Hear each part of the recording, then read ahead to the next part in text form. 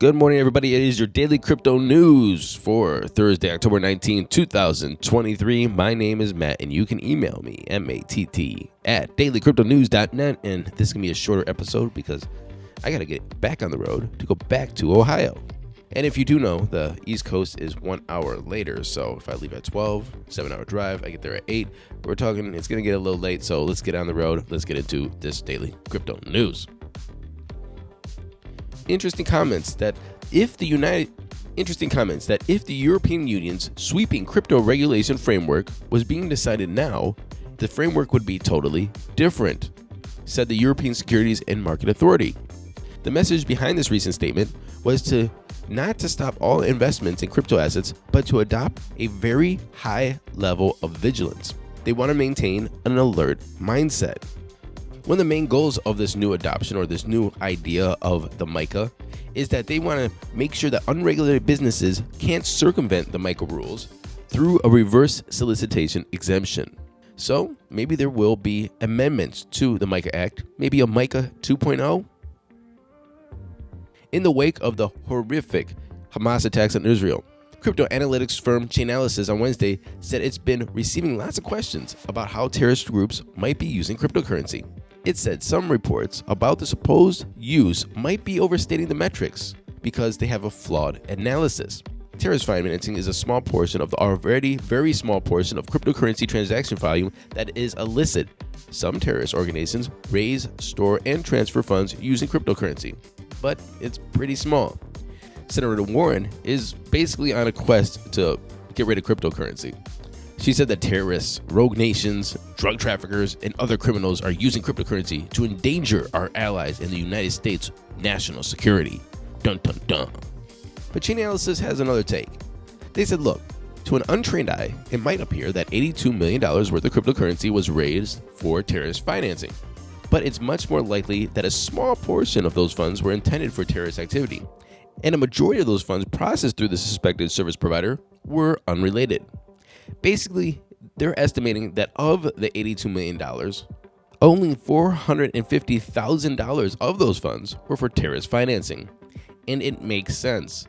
Why would somebody that's trying to obfuscate their transactions use a very transparent form of transacting? It doesn't make sense.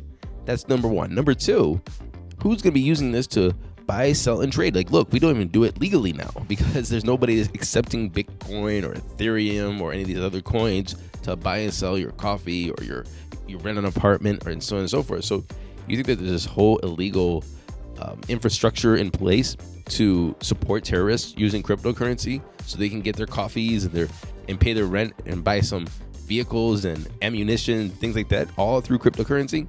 They want fiat. So again, this makes a lot of sense to me. What about you? matt@dailycryptonews.net. So this is interesting.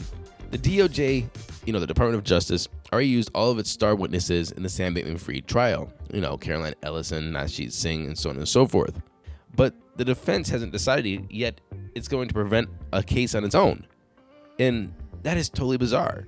If they decide to do so, Sam Bankman-Fried's lawyers said that it should take about a week to prepare, and it could seize on statements made by Wong, Ellison, and Singh during their time on the stand for the DOJ. And again, we have a couple of lawyers listening. Shout out to Jeff. But the defense doesn't have a defense to present. I mean, I could see them having a defense and then amending the defense because somebody said something on the stand. But to say that we don't know if we're going to present or not a defense does not make sense. Are they trying to set it up so Sam Bankman-Fried can say mistrial? I have no clue what's going on. Deepfakes is a thing. It is. And OpenAI has a new tool, and it boasts a 99% reliability in determining if a picture was produced by AI. It's not foolproof, but we're onto something. Now let's get on to those crypto prices. Here comes the money. Here we go. Money talk. The time is 9:53 a.m. Eastern Standard Time. Fear agrees at 47. Bitcoin sitting at $28,503, up 0.4% in 24. And maybe that's a little bit because Tesla, its Bitcoin hodlings, has stayed steady in the third quarter. The quarterly report did not mention Bitcoin, implying that Tesla did not buy, sell, or trade any Bitcoin in the past 3 months, meaning that they still are hodling around $184 million worth of Bitcoin at the end of Q3.